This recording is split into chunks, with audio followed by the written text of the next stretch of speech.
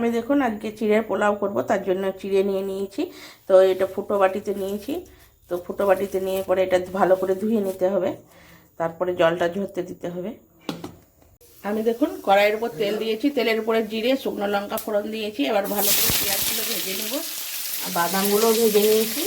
এখানে চিড়েগুলো ধুয়ে জল ঝরতে দিয়েছি।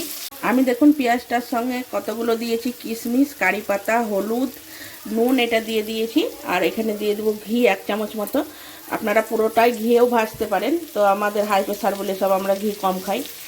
তো এটা ভালো করে ভেজে নেব।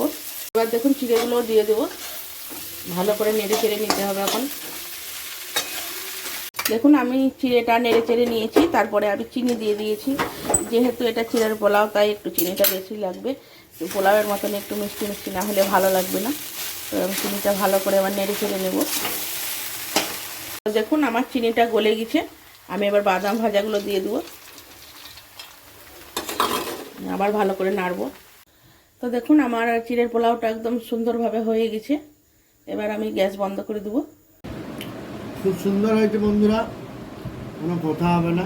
গরম গরম যা লাগছে না পোলাওটা খেতে, ও